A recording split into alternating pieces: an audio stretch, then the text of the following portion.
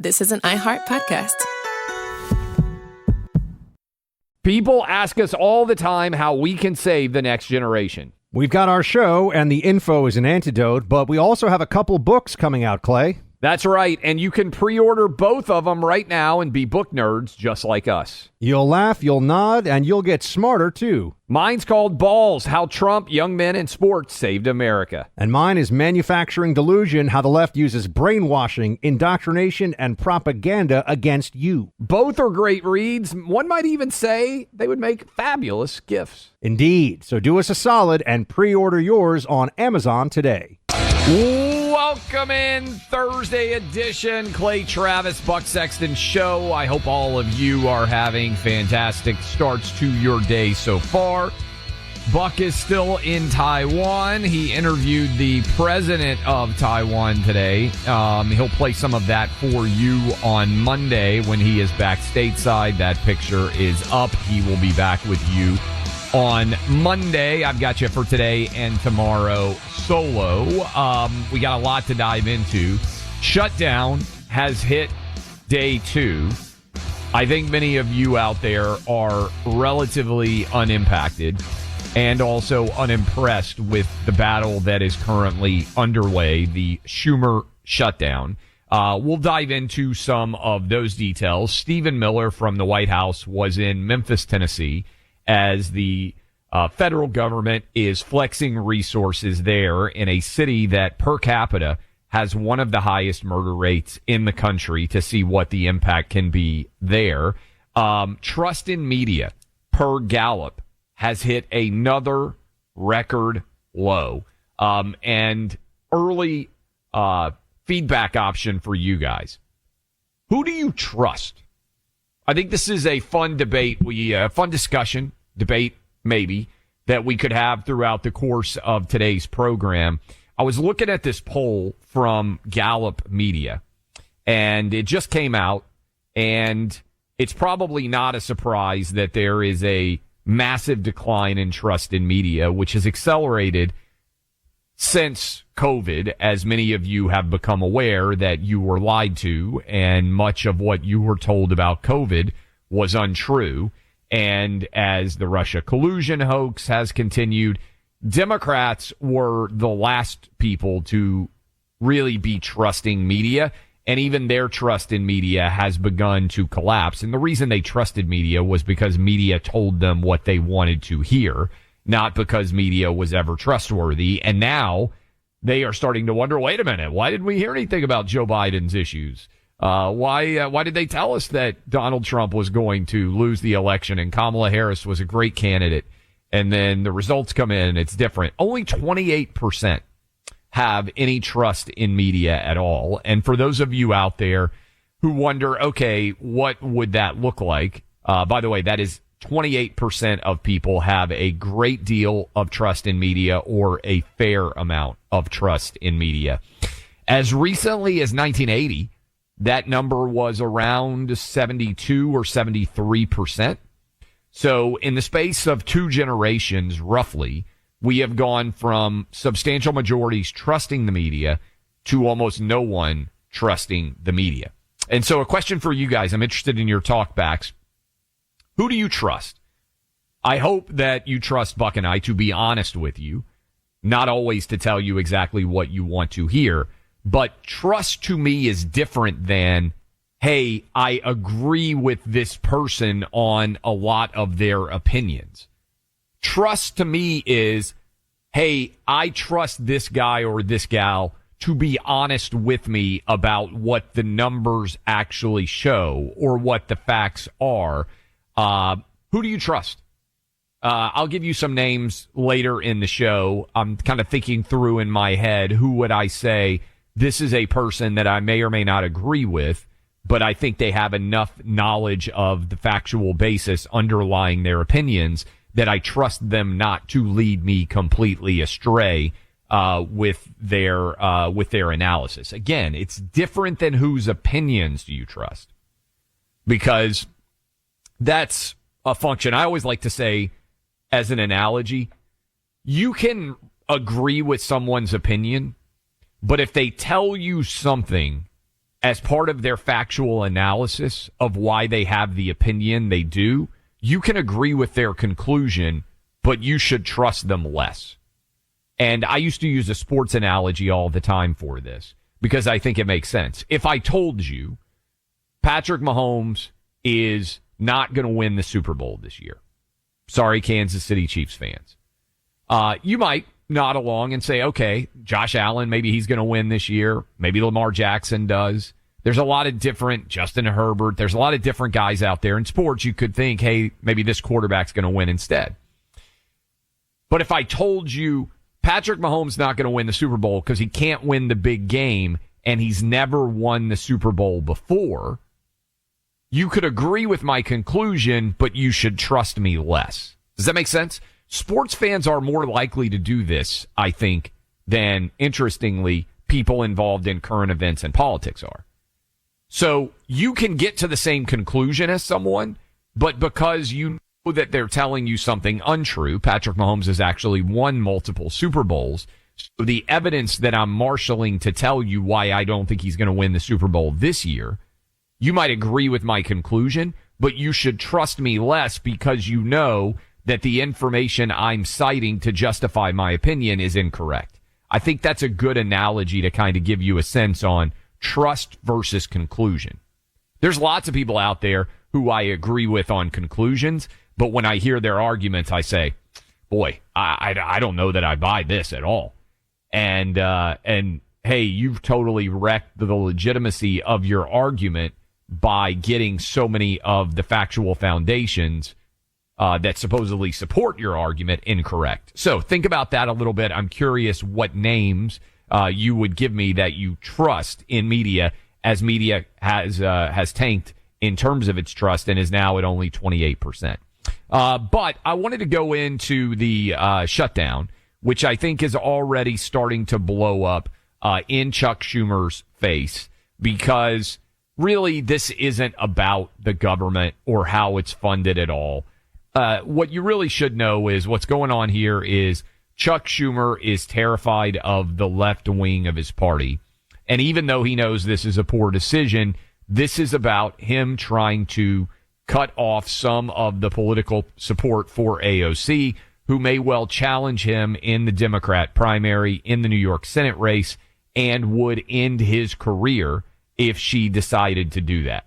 And so here is AOC on Tuesday asked directly if she's the reason that Chuck Schumer is finally decided to shut down the government. Here's cut 9. There are some people I have seen who have the following theory of why Senate Democrats have not cut a deal where they give 8 votes and move along. And that is that Chuck Schumer is worried about a primary challenge from you and is worried about the politics to his left flank. And so because of that worry about a primary challenge, he's going to shut down the government. Ergo, it is AOC's fault that the government's shutting down, or that you're somehow the kind of fulcrum of this. And I want to just ask you straight up, are you planning to primary challenge him? Do you think that's why he's doing this? I saw some senators speculating about this, and I saw some Republican members of Congress saying, oh, well, if we have this shutdown, it's because of AOC. Well, if that's the case, my office is open, and you are free to walk in and negotiate with me directly. She's going to run. This is the real story of what's going on here. AOC is going to run for president of the United States in 2028. And if that campaign does not go well, I think she's going to pivot and become a senator and knock Chuck Schumer out of the Senate. That's my prediction for where we are headed.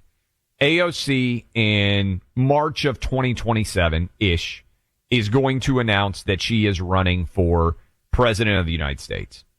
We'll then have the early primary dates of January and February of 2028. I'm not sure when the final date is to register if you want to primary someone in the New York Senate. But if AOC were to not do well in the 2028 presidential primary, then I think she might pivot and run for the Senate.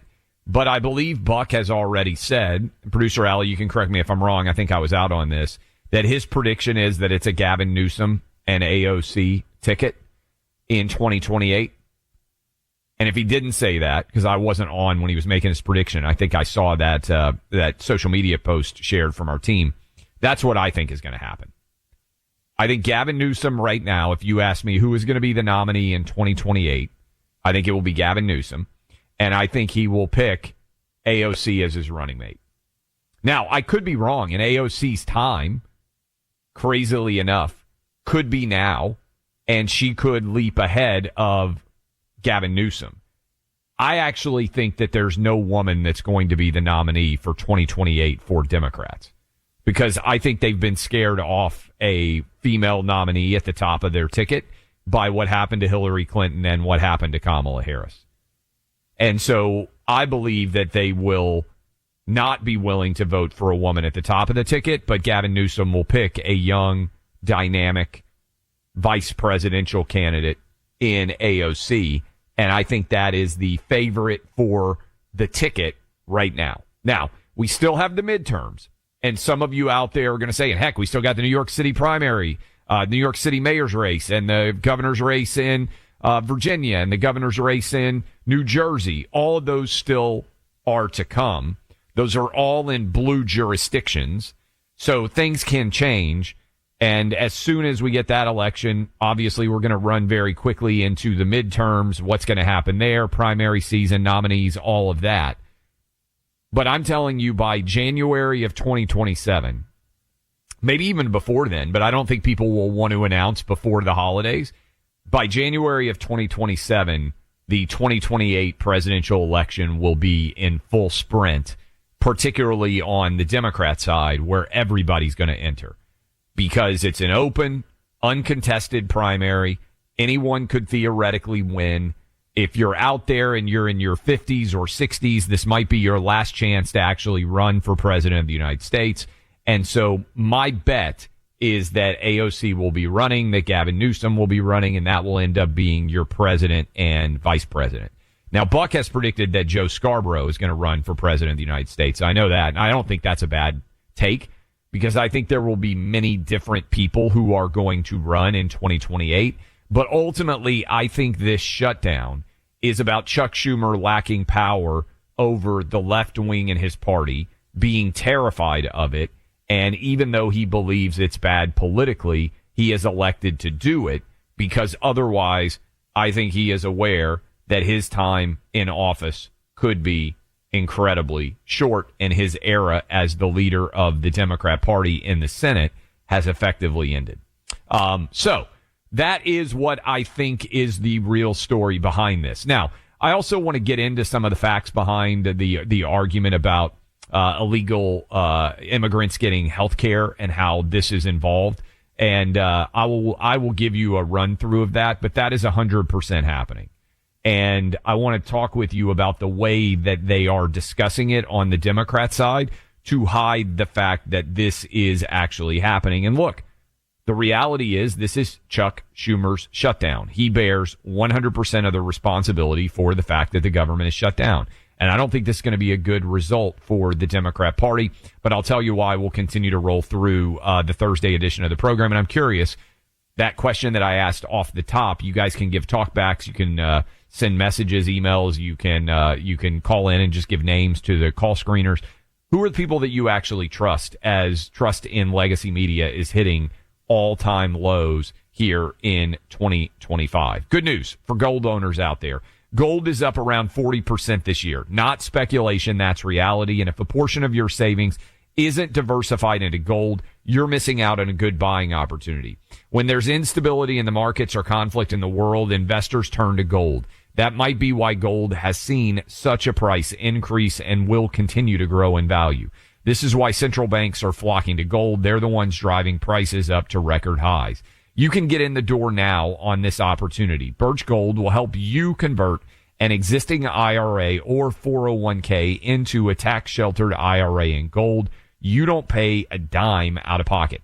Here's how you do it. Just text my name, Clay, to 989898 and claim your free info kit. No obligation, just useful information. Again, what have people done throughout time when they've been nervous about the valuation of assets, about the decline of their currencies? They've decided to invest in gold. They've been doing it for hundreds of years, probably thousands of years, quite accurately. You can do the same. Text Clay to 989898 right now to claim your free info kit on gold. That's Clay to 989898. Protect your future today with Birch Gold. Making America great again isn't just one man. It's many. The Team 47 Podcast. Sundays at noon Eastern in the Clay and Buck podcast feed. Find it on the iHeartRadio app or wherever you get your podcasts. Life's messy. We're talking spills, stains, pets, and kids. But with Anababe, you never have to stress about messes again. At WashableSofas.com, discover Anababe sofas, the only fully machine-washable sofas inside and out, starting at just $699. Made with liquid and stain-resistant fabrics. That means fewer stains and more peace of mind. Designed for real life, our sofas feature changeable fabric covers, allowing you to refresh your style anytime. Need flexibility? Our modular design lets you rearrange your sofa effortlessly. Perfect for cozy apartments or spacious homes. Plus, they're earth-friendly and built to last. That's why over 200,000 happy customers have made the switch. Upgrade your space today. Visit WashableSofas.com now and bring home a sofa made for life. That's WashableSofas.com. Offers are subject to change and certain restrictions may apply. Welcome back in, Clay Travis, Buck Sexton Show. You know, I'm going to dive into the illegal alien health care benefits here in a moment. But first, you know things aren't going well for Chuck Schumer when he's on the Senate floor and the New York Times had a huge poll that said voters will overwhelmingly and correctly blame Democrats for shutting down the government because Democrats are the ones voting to shut down government. Chuck Schumer doesn't believe it, though. He says the New York Times poll is biased against Democrats. This is the argument he's having to make. Let's listen. Now, I know the leader is going to show a poll that says that Democrats will be blamed for the shutdown. There are many more polls that show Republicans are blamed. The question in that poll is biased. Biased. In the New York Times, but it's biased. If you turn the...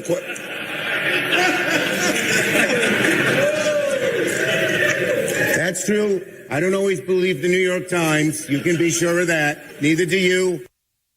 So it's so bad that Chuck Schumer is having to resort to saying the New York Times is biased against Democrats when it comes to this situation relating to the shutdown. But we got a couple of several of you, in fact, lots of you. Let me pull it up. Asking the question because there is a lot of discussion about how exactly is this debate now over whether or not illegal immigrants get health care? In fact, here is one that synthesizes this VIP email from Ryan. First off, I absolutely love you guys. Good way to start. Always like when we get a positive start to the email. That gets even better. Thanks for being the voice of reason and speaking the truth. I could go on and get all mushy, but you get the point. America thanks you. I love all this. Question. Is there actual rhetoric and documented text in the Democrat dirty CR, continuing resolution there, that states or proves they are pushing for illegals health care? I cannot seem to find it. Any help would be appreciated. God bless and stay the course. Here's what they're doing. And this is why you have to dive into the nitty gritty and intricacy of the language which they are using. Okay. They are saying the federal government is not paying for illegal immigrant health care. That is nowhere in this bill. That is not occurring at all. Here's the reality. The money goes to the states. So the federal government cuts a big check. Here's $1 billion, and they send it to California. They send it to Illinois. They send it to New York. State government officials there then take those dollars and allocate many of them to illegal immigrant health care. So the argument that Chuck Schumer is making is, the federal government isn't doing that at all, but that's because they are allocating the resources to the states, and then all these blue states take your taxpayer money and they are using it to fund illegal immigrant health care. And by the way, the other part of this is this particular part of the dollars that are being fought over, was directly related to COVID. And if you remember, and there were relatively few of us at the time, Buck was one of them, I was one of them. If you remember when everybody said, oh, we don't need to work anymore, the government will just give everybody money. Just go home, don't leave your house, don't even think about going to the gym. Don't you dare go outside and walk in a park. God forbid you go to the beach. Hey, kids, we're taking the rims off your basketball hoops. Hey, we're taking down nets so you can't go play tennis. I know everybody wants to forget all of this, but much of the spending is embedded from COVID. So Democrats, and there were a lot of Republicans that went along, saw the crisis of COVID and they said, this is the best opportunity we have had in a long time, maybe for much of our political careers, to increase federal spending by a tremendously huge amount. And we are going to do that. We're going to implement all these gargantuan cost increases, and it's going to become very difficult to ever dial them back. And I think we're not giving enough credit to guys like Senator Ron Johnson, friend of this program. We had him in studio when we were in D.C. just to explain all this. The budget plan that makes the most sense is go back to all the pre-COVID spending and just increase it on a rate of inflation. If we had just done that, we'd all have a balanced budget right now. But Democrats are smart. They recognize that all their allies in the legacy media that nobody trusts anymore, they will label this a cut. Anytime you reduce spending, if they say, oh, this is a cut, you're cutting child care, you're cutting pregnant women are going to die. That's immediately what they say. And you go back and you say, well, that wasn't happening before 2020. COVID's over, thankfully. Everybody's like, yeah, now you might get a sniffle and you don't know whether it's a cold. You don't know if it's the flu. You don't know if it's COVID. I mean, I'm not trying to make light of it, but that's the reality. You get a little bit of a light fever. You don't feel great. Who knows what it is?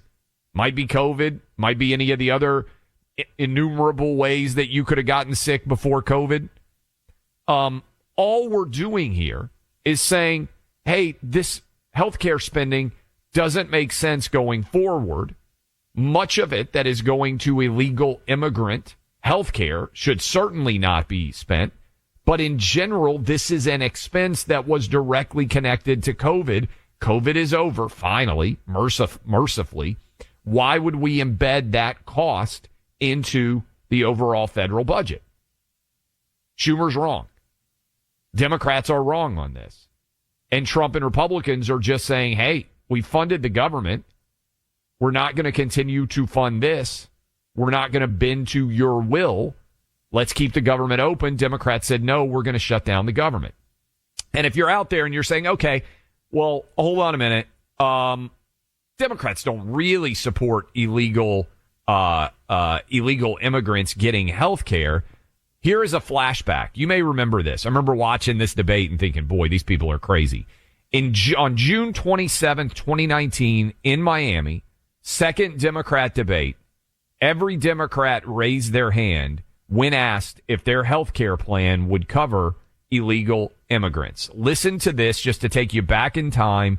The Democrats on the stage at that point in time, Joe Biden, Mayor Pete, Kamala Harris, Julian Castro, Amy Klobuchar, Bernie Sanders, Elizabeth Warren, Andrew Yang, Cory Booker, Beto O'Rourke. Everyone applauds inside of the audience, but just a flashback, cut 3. A lot of you have been talking tonight about these government health care plans that you've proposed in one form or another. This is a show of hands question, and hold them up for a moment so people can see. Raise your hand if your government plan would provide coverage for undocumented immigrants.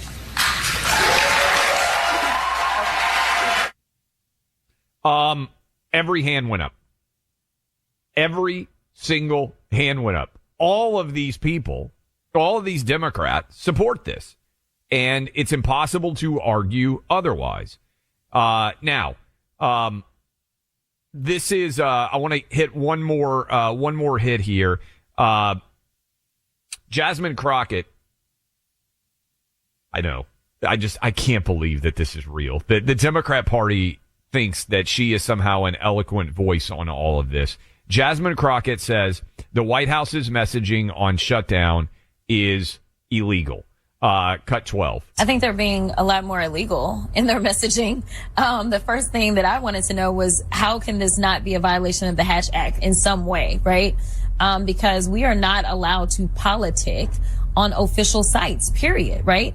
And that's what they're doing. They literally change official government websites to put out their propaganda. Instead of just saying we're currently in a shutdown, you decided to play partisan politics on an official website. Yeah, it's illegal. It's illegal to point out that the reason that the government is shut down is because Democrats voted to shut down the government. Okay, we're going to get to a bunch of your talkbacks. We've got one guest today.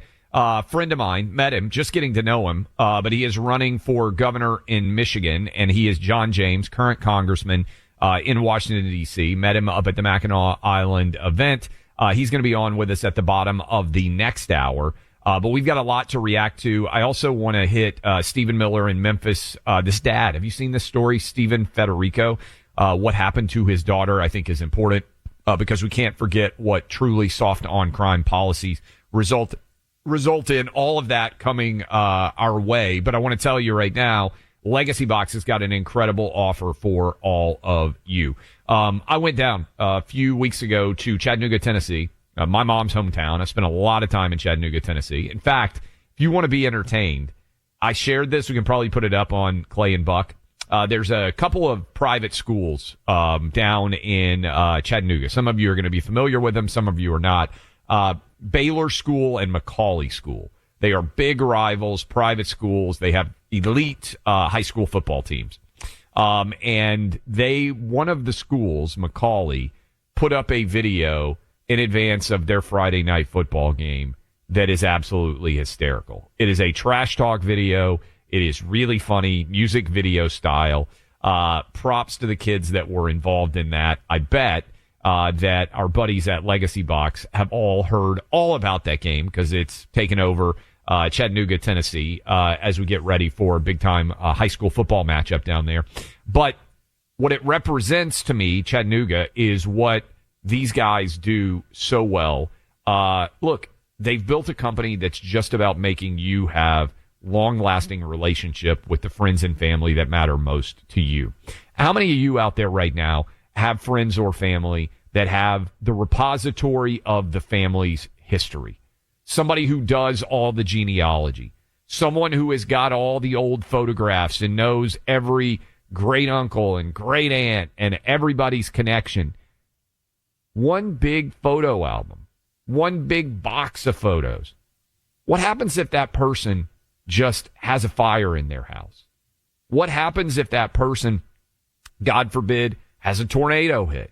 Heck, what happens if that person passes and there isn't someone out there that knows everything about your family's history and is able to point to the photos and tell you all about them? Heck, what happens if those photos just vanish, as oftentimes happens in the years, the decades? How many times have you sat around and thought, man, I wish I could have seen, Grandma had this great photo book. Man, remember that Christmas vacation that we took in 1988 that Dad had the photo, the VHS tapes, and was walking around with the camcorder. Remember those old slides? Remember those 8mm film reels? Boy, I'd really like to be able to share those with my kids or grandkids now. Show them what the family's been through. Have you done it? Why would you not? Right now, if you go to legacybox.com, use my name Clay, you get 50% off. This is about preserving your family's history. I walked through this facility that they have, where they were preserving family memories in every direction. It really is an incredible gift. Maybe you're like me. Let's be honest. I'm not the greatest gift giver. Maybe your dad or grandpa out there listening right now. Maybe your grandma or mom. And you've given every possible tie you can. You've given every possible bathrobe you can. You're sitting around and you're like, I cannot think of another gift. What about the gift of your family's legacy preserved forever digitally so everybody can share it and everybody can be able to text these old pictures, these old film reel videos back and forth from one to another. It's an incredible gift that these people have put together for all of you from Chattanooga, Tennessee. I love everything they're doing. LegacyBox.com. My name Clay right now. You get 50% off. Go check it out. It's easy. They'll send a box to you. You put all your originals in. They copy them, send you the digital link. Boom, you're set. They'll send you back your originals. Preserve your family's history for as long as you can possibly imagine into the generations to come. Do it for everybody. LegacyBox.com, code Clay. That's LegacyBox.com, code Clay for 50% off. Sometimes all you can do is laugh, and they do a lot of it with the Sunday Hang. Join Clay and Buck as they laugh it up in the Clay and Buck podcast feed on the iHeartRadio app or wherever you get your podcasts. I'm laughing as I come back in out of break because I shared the Gallup poll about trust in media that a lot of you are reacting to on social media as well. And the comments there are really pretty great. And you guys are giving me a lot of talkbacks, a lot of calls about who you trust. And as I was reading to make sure that I'm updated on all the news during the commercial break, I come across our good friend Jesse Kelly, who many of you are going to hear on 6 p.m. Or later versions of the Premier Radio Network. He is down in Houston. He responded to my question of who do you trust to be honest with you and not lie by saying, Jesse Kelly did, I trust me the most, you dead last. So, Jesse Kelly, I've got to respond. I haven't had time yet, but I'm going to say this is exactly the response I would expect from someone who ordered $75 shots at tequila. You know, that's true. We were in New York City.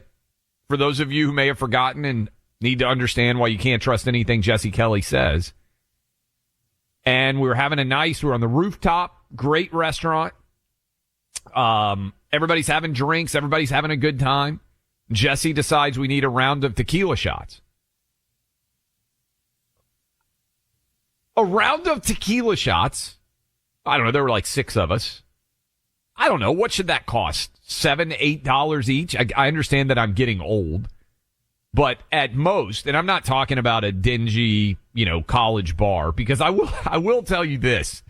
Whatever your financial situation is, if you go into like an SEC college bar for a big game weekend, you will never feel richer than when you order like 5 beers, what they come back and say. I was out recently and I went to the bar and, it's crowded and the last thing I want to do is stand in a crowded bar line. And so, I'll try to I'm an old man now, an unk, as my kids will call me. And so I'll try to get a bucket or something so I don't have to get back in line very fast. And I'll say, hey, give me 6 Coors Light, 6 Miller Lights. I'm still not willing to order Bud Light. Whatever it is, an easy bar, tab order. And the last time I did that, the girl came back and she was like, yeah, that'll be $21. And I was like, oh, it's been so long since I went anywhere and somebody charged me something. And I thought, man, that's a lot less than I expected. You guys know what I'm talking about? Like, everything costs too much relative to what I think it should cost now because of the Biden inflation. Everything just went up like 25 or 30% at least. And so everything you order, it feels like it's way more expensive than it should be. And I think that's the angst and the anger and the being upset. But this was the second time in my life. The first time I was in New York. Producer Allie, you'll probably know where this place was. It was, I think, after my second year of law school. And my current wife, then girlfriend, Laura, we were in New York. I think it was like what's the really fancy hotel in Soho? The Soho House? Is it the Soho? Is that the name of the hotel, the Soho House? Would that be like you walk in and there's kind of this cool bar and I don't know, it's probably like a 15-story place. I think that's where it is. iHeart has a studio near there, right? Like that Ryan Seacrest used to use. The Tribeca Grand. Tribeca Grand. That's what it is. Yeah. The Tribeca Grand. Really nice place. Okay. I am 23. I have no money. And I remember I went to the bar in the Tribeca Grand to get 4 beers. And I think the bill was like $62. Something like that. And I just remember thinking, I'm going to be the first person to ever go bankrupt ordering a round of beers in the history of mankind. I just couldn't believe what it cost at the Tribeca Grand. This same thing happened with Jesse Kelly. We're at, I think it was the Peninsula Hotel. We're on the rooftop. Everybody's having a good time. They bring 6 shots, $75 each. $75 each. Jesse Kelly ordered shots on my tab at the table. I didn't even know there was a $75 shot drink anywhere on the planet. That should come with a gold bar. That should come with stock in the hotel. So when Jesse says he trusts me the least of everybody, I just think it's important for all of you to know that he's balding and also that he's the kind of person who orders $75 shots of tequila. So, trusted media, tons of you reacting to that story, and we're going to continue to take your reactions to that. But I think one reason trusted media has collapsed is a lot of people in media are charlatans. A lot of people in media are completely dishonest, and they don't have a lot of gratitude. I am every single day. I encourage all of you to try to do this too. Every single day when I wake up, the first thing I think before I even reach over and get my phone, before I see whatever the frenzy of the day is, I think, boy, here are 2 or 3 things that I am very grateful for. And most of the time it has to do with my boys, my wife, my family, the jobs that I feel very fortunate to have. Before I do anything else, before I get out of bed, for about 30 seconds, 1 minute, I just lay in bed and I think, hey, here are the things that I am grateful for. Because I think gratitude is probably the most underutilized and the most important of all emotions in the world at large. How many people in media do you think are grateful for the jobs that they have? Feel incredibly fortunate to be able to live in this country and make a living saying exactly what we think. Every single day, when I sit down, I put on my headset. For about 10 seconds, I think, boy, this is an incredible privilege. I am so grateful that I get to do what I am doing today. Every single day. For about 10 seconds, I think that when I put the headset on, and I've done that for 20 years. When I did local sports talk radio in Nashville, I remember sitting down thinking, man, I'm getting paid to do this. And I used to get paid nothing to do with this. My first job in radio, I made $0 to do a radio show. And then I got $50 to do a radio show. So I've legitimately done this for no money because I felt so excited to be able to do it. Joy Reid, Rachel Maddow, do they seem grateful that they get to have media jobs that pay them millions of dollars to say whatever they think? This clip is going viral, and I wanted to share it with you because I do think that in addition to facts versus feelings, we were talking about with Ben Shapiro, who I think has done a really good job of making that his hallmark, his calling card. Republicans seem to me, in general, to be profoundly thankful and filled with gratitude that we all get to live in this country. Now, I'm not saying that there aren't things every day where you wake up and you think, boy, this has not been a day. This has not been a week. This has been really hard. I'm not saying that it means that there aren't challenges or that you aren't sometimes frustrated and upset about the trajectory of the country. I just mean that as a general rule, do you feel immense gratitude every day that you wake up for the privilege, for the good fortune that you live in the United States? I do. Warren Buffett has a great example of this, by the way. What are there, 7 billion of us? It's really good, illustrative. I think you could use it with your kids and your grandkids. He says, if you live in the United States today, pretend that every 7 billion people in the entire world were in a jar, and you were represented by a marble, and you could reach into that jar of 7 billion people and you could pull out any other marble, you could end up the Prince of England. You could end up the president of Taiwan, who Buck just spoke to. No idea what you might draw as your fate. But he said, you know what? No one in America should ever change their marble. Think about that.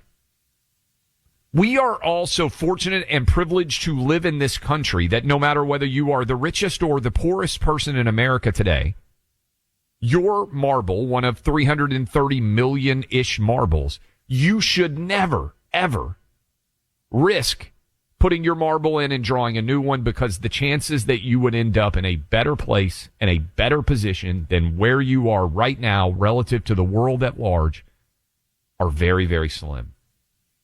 And so I was thinking about that when I watched this clip this morning from Joy Reid. And Joy Reid said, this is from March of 2025. When my mom came here from Guyana, she's an immigrant, she realized it was not a land of opportunity for people like us. Cut 28. My father was from the Congo, and my mother was from Guyana. And so they were the immigrants who came here on purpose, and they got the rude awakening. My mother got the rude awakening, like, oh, it's racist here. That's weird. For some reason, she was like, tell me, why go to school? Yeah, she's like, tell me this is the land of opportunity, but not for me. It's weird. So her dad was from Congo and her mom was from Guyana. And they're laughing, ha ha, this is not the land of opportunity, not for us. Boy, this is a super racist country. Why didn't you go back? I mean, that's the immediate reaction that I have. If you're not born here and you came to the United States, you could go back to Congo, you could go back to Guyana. If you think it's super racist place and there's no opportunity for you here, by the way, Joy Reid got to go to Harvard and makes millions of dollars a year in politics, just to share her opinion. Why wouldn't you go back? If I had been born in Denmark or South Korea or Botswana and I came to the United States and I got here and I said, boy, I expected it to be a lot better. This sucks. I'd go back to the country I was born in. Wouldn't you? How is the immediate reaction here not, boy, that's a tremendous lack of gratitude? How much money do you make, Joy Reid? Millions of dollars a year. You make more money than 99.9% of Americans. You got to go to Harvard, a place that 99.9% of Americans will never be able to attend. You got to do that as a first-generation American. Would you have become a multimillionaire in the Congo? Would you have become a multimillionaire in Guyana? Would you have gotten to go to Harvard if you had been born in either of those countries? I think the answer is no for all of that. Where is your gratitude? Where is your thanks for the incredible good fortune that you had to be born in the United States because your parents came here? I don't think she even believes this. I think she's telling a lie, and I think she's telling a lie because Democrats are ungrateful for the country that exists here, and if you are ungrateful for the country that exists here, you have no problem tearing it down. They, at their essence, hate America and are not grateful for the immense gratitude benefits that have been lauded upon us. And I think that really goes to the essence of the two political parties. One party is grateful, the other is not. Now, the Republican Party is not perfect. It still has people like Jesse Kelly who buy $75 shots when you could buy a normal cost shot. And then you're not even grateful when somebody like me foots the bill. I mean, really, I'm not saying Republicans are perfect, but there aren't very many Joy Reids in this party. We come back. We'll take some more of your talkbacks, feedbacks. Remember, we're going to be talking with John James, Michigan gubernatorial candidate, at the bottom of the hour. And he just got called out by the Reverend Al Sharpton. We'll have some fun with that. But in the meantime, this weekend coming up, we are soon going to be on the anniversary of the 2-year terror attack that happened in Israel on October 7th, 2023. And a lot of you, including me, are going to show your support for Israel the country that was savagely attacked on October 7, 2023, by putting out flags. This is a nationwide effort to show that everybody out there should have support for the International Fellowship of Christians and Jews and the work that they're doing to help honor and remember the day that 1,200 Israelis lost their life and 250 more were taking hostages. What they're doing is called Flag of Fellowship. It's organized by the International Fellowship of Christians and Jews. If you'd like to join millions of Americans across the country standing in solidarity with the victims of the Hamas terror attacks, go to ifcj.org. The Flags of Fellowship movement, open to everyone. Join this powerful and symbolic movement by going to ifcj.org. That's ifcj.org. Stories of freedom, stories of America, inspirational stories that unite us all. Each day, spend time with Clay and Buck. Find them on the free iHeartRadio app or wherever you get your podcasts. Tired of spills and stains on your sofa? WashableSofas.com has your back. Featuring the Annabay Collection, the only designer sofa that's machine washable inside and out, where designer quality meets budget-friendly prices. That's right, sofas start at just $699. Enjoy a no-risk experience with pet-friendly, stain-resistant, and changeable slipcovers made with performance fabrics. Experience cloud-like comfort with high-resilience foam that's hypoallergenic and never needs fluffing. The sturdy steel frame ensures longevity, and the modular pieces can be rearranged anytime. Check out WashableSofas.com and get up to 60% off your Annabay sofa, backed by a 30-day satisfaction guarantee. If you're not absolutely in love, send it back for a full refund. No return shipping or restocking fees. Every penny back. Upgrade now at WashableSofas.com. Offers are subject to change, and certain restrictions may apply. Welcome back in, Clay Travis, Buck Sexton Show. Appreciate all of you hanging out with us. We are joined now by Congressman John James. He's up in Michigan, and he represents the Detroit area, which was a bit of a surprise, I guess, according to the Reverend Al Sharpton. Good to have you on, Congressman. For people who don't know that story, I retweeted your video response this morning. What happened there? Sure. Reverend Al Sharpton, as you know, is a host on the network MSNBC, and he was talking to one of our progressive socialist candidates for Senate here, and he made mention that Michigan hasn't had a black congressman for a while, and that's kind of odd because I think I've been black for the past 44 years. So imagine my surprise when I see this clip that one of my friends forwarded to me, saying that there was no black congressman for the state of Michigan. Now, I was raised to believe that regardless of the color of my skin, I would be judged by the content of my character. But sadly, with guys like Al Sharpton, there's only one way to be black when his party believes that children should be addressed by 15,000 ways in their gender. This is something that is indicative of how extreme their party has gone, that they are so blinded to reality that they either refuse to acknowledge the representation that is in the state of Michigan, and the fact that we are turning away from their lies because everywhere there is Democrat control in cities across the nation, overwhelmingly African Americans and all people, frankly, are suffering. So we are going to combat that in the way that Charlie taught us. We're going to combat that with ideas. We're going to combat that with words. We're going to combat that with better policies. And we are going to make sure that our better policies reach every corner of America to make our streets safer, to make our schools better, to make our jobs have better pay and more of them, to make our housing more affordable and more accessible. These are things that our policies win on. And you see people voting with their feet, moving from states like New York to states like Florida, moving from states like California to states like Texas. These are the things that people see, and they will not be fooled by the race baiters and the haters out there. So I just decided to tell the truth when they lied about us. We're talking to John James. He's running for governor of Michigan. I just was with you a couple of weeks ago up in Mackinac Island.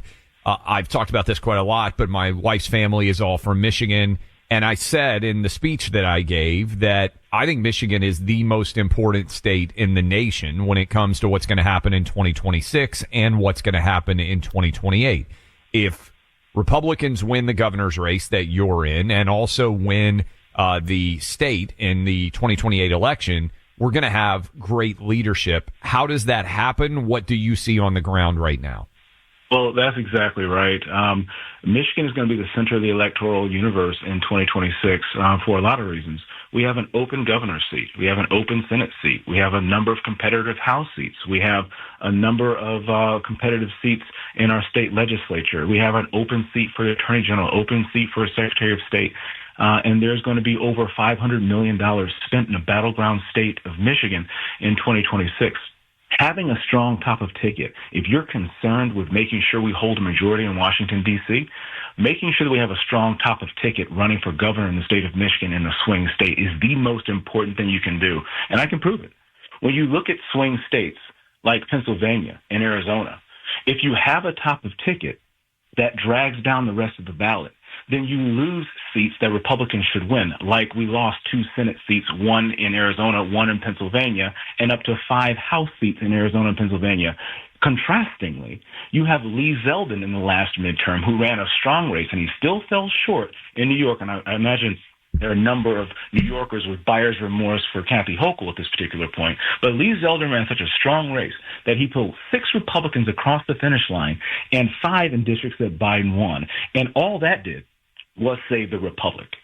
We had such a thin majority in the 118th Congress, the last Congress, because we were able to compete and win in blue and purple seats, in blue and purple states all over the country. And Michigan is one of those places that we need to hold and have pickups. And the best way we can do that is have the strongest top of ticket in Michigan. Right now, I am leading the primary by 50 points. And I'm the only Republican who's beating the Democrats in the general. We have the Democrat mayor of Detroit who's running as an independent in the general election, and he's bleeding more votes from the Democrats. This is a golden opportunity, not just for 2026, but guys, we have a presidential election coming up in 2028, and we have a current Secretary of State who's in charge of our elections, who the DOJ is investigating for malfeasance in prior elections. Making sure that we can trust our election results is so important, not just for Michigan, but for people all over the country. And then after that, we have a census, and then controlling, making sure that we have a good census to reapportionment. Michigan is going to be the center, and this is how we build. I'm old enough to remember when Florida was a swing state and Ohio was a swing state, but because Republicans stepped up, took ownership, and began to change policies to make it more favorable for their citizens, they are now red states, and they are thriving. And that is what's possible in Michigan. Michigan can not only be the most beautiful, most gritty, most amazing state, but we can also be the most well-run state if we choose to pick up and we all get the support for a strong top of ticket and start planning for the future. We're talking to John James. He represents the 10th Congressional District of Michigan right now. You went to West Point. What was that experience like? You also served overseas in Iraq. What was that experience like? For people who do not know your background, give them your bio and let them know how you came to be where you are today. I came to be where I am today by the grace of God and a mama who would not quit on a boy who was raised in Detroit when she watched a bunch of other young black men go down the wrong path. She refused to surrender me to the streets, and my father and mother worked hard together to give me the best and my brother and sister the best lives that they could. And I know that since they come from the Jim Crow South, they came to Michigan for opportunities, and I've been exceedingly blessed in my life. And so they taught me that I have to use my blessings to be a blessing to others.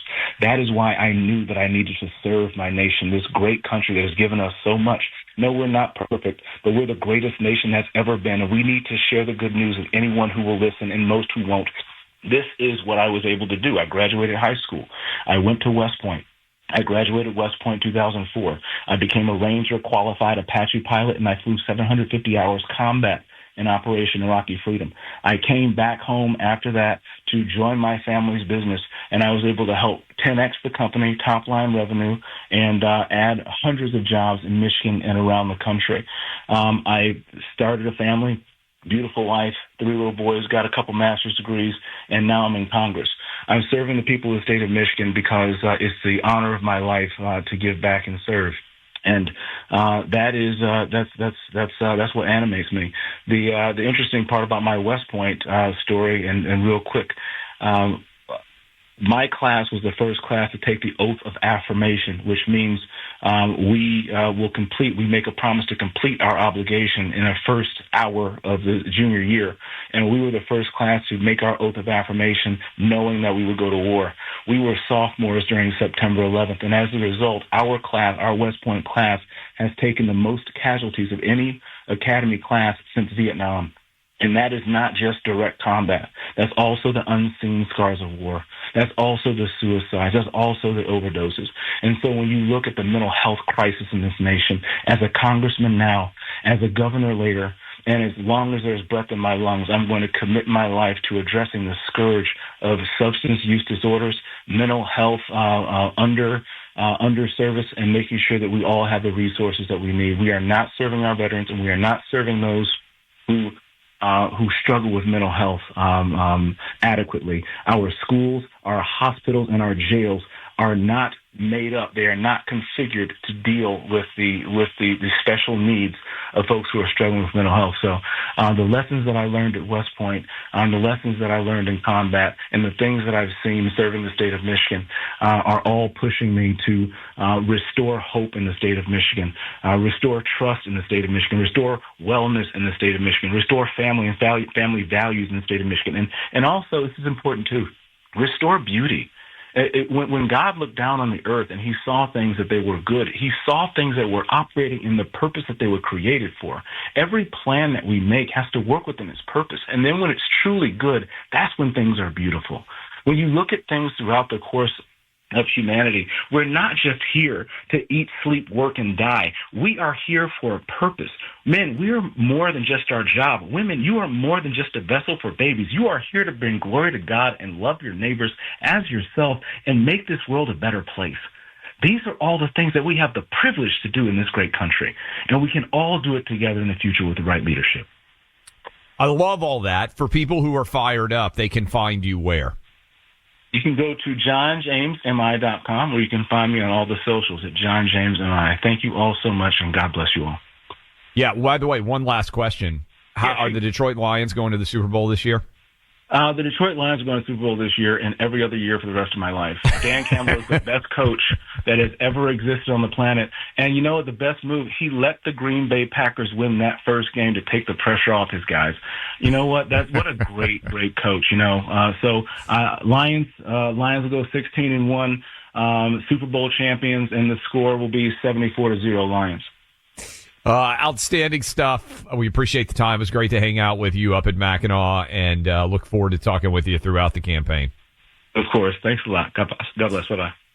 That is John James, who is the Democrats' worst nightmare in many ways, I think, if you look at what would happen if Republicans could take back control of the governor's mansion in Michigan. Just think about that. Leave aside John James's campaign. I think he made a really good, compelling pitch there, and we're going to talk to some of the other candidates out there as well. But as he said, you've got a big Senate race going on, and that could be transformative if that seat were to flip, as it nearly did in 2024. And if you take over the governor's mansion, Democrats are in dire straits because there is a real march, I think, for the Republican Party in the state of Michigan. I feel that momentum, again, because my wife's family is all from there, and we are in Michigan on a not pretty regular basis. So I feel like I understand that state a little bit better than I do others, and that could be a huge difference. Because, again, if you told me right now, hey, Republicans are going to win Michigan in 2028, I would say, okay, Republicans are going to win the White House. And if you told me Republicans are going to be able to flip a Senate seat in 2026 and win the governor's mansion, I would feel even better about what's going to happen in 2028. So again, Michigan is a state I think everybody should be paying attention to see what happens in all of these competitions. All right, get your pens, get your pads, get your paper. It's winning time. Now, we have won 3 out of the last 4 weeks. You just heard John James say Detroit Lions, they're on a roll, okay? I want you guys, as I told you, to go to Prize Picks. Great American company founded by a University of Georgia grad, now worth billions of dollars. They have got a great app that you can download, and when you use code CLAY, you get $50 when you play $5. I have given you 4 picks so far this year. Every Thursday on the program, we've won 3 times. We're trying to make it 4 out of 5, and here are my picks for this weekend. 3 of them are easy. You just go pick more or less. Baker Mayfield, more than 1/2 passing touchdown for the Tampa Bay Buccaneers. Sam Darnold, more than 1/2 passing touchdown for the Seattle Seahawks. And C.J. Stroud, more than 1/2 passing touchdown for the Houston Texans. Okay?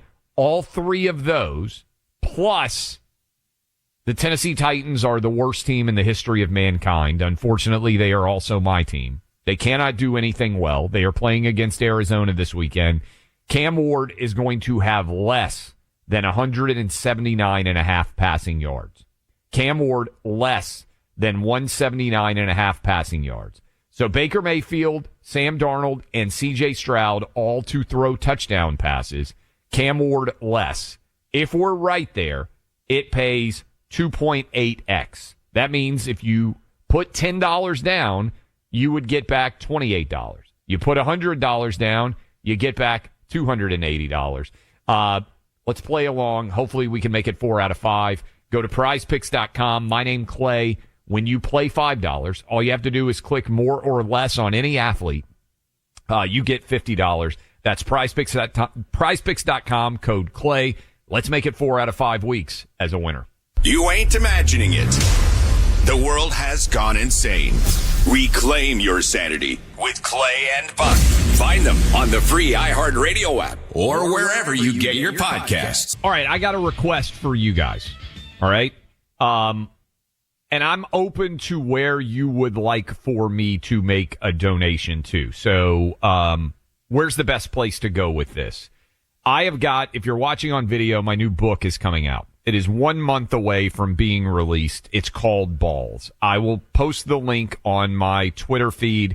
It'll be up certainly at Clay and Buck, but you can just type in Clay Travis on Amazon, Barnes & Noble, on any of the sites, and it will take you there. I'm in a good spot where there have been times in the past where I wrote books and I needed to sell copies of my book to be able to feed my kids, to be able to pay my mortgage. I'm in a good spot now where I don't have to worry about that. So I am going to donate all of the money that is made from this book to charity. But here's what I want. I want you guys to give me good idea on what that charity should be. Second part of this, I want you to go please buy the book, because I want the arguments that I make in this book to get out as widely as they possibly can. You guys know that I believe best arguments win, but we got to get the best arguments in front of the largest possible audience. The way you do that, this is just full disclosure, is you sell a bunch of books in advance of the book actually being released, so they print a ton of them and they put them in the front of stores. I want this book to be in Hudson bookstores if you're walking through an airport. I want this thing to be in Costco. I want this thing to be in Walmart. The way that happens is we have to sell a ton of them before it's even released. So I'm asking you for a favor. And again, all the proceeds are going to charity. I'm in a great spot. I'm going to post the link on Amazon. Please go buy the book. The book is Balls. It's easy. You just type in my name, Clay Travis. It's a fun read, but I think it's an important one. It's about how young men, sports fans, and President Trump won the election and how we keep the momentum of that win going forward. Your sons, your grandsons, your granddaughters, your daughters. I think they would enjoy it. They might not have been exposed to the arguments that I'm making. I'm asking you to buy them. Give it to people. Just type in my name, Clay Travis. I'm going to share it. I want this book to be as widely distributed as possible because I think the arguments are important and I think we are correct. I also know that there are a lot of moving parts out there when it comes to your cell phones, by the way, and that is why you need Pure Talk. They can save you up to $1,000 over the course of an entire year. How much difference could that make? We get close to Thanksgiving. We get close to Christmas. We get close to the end of the year. That can make a big difference. I use Pure Talk to stay in touch with my family. My 17-year-old and my 15-year-old have Pure Talk phones. It's what I use to stay in touch with them. I trust Pure Talk for my family. You can trust it for yours as well. You'll save a bundle. They have the same values as you. Here's how you switch. You keep the same phone number, same phone, pound 250. Say Clay and Buck. That's pound 250 from your phone now. Say Clay and Buck. Save $1,000 over a year. This is an iHeart podcast.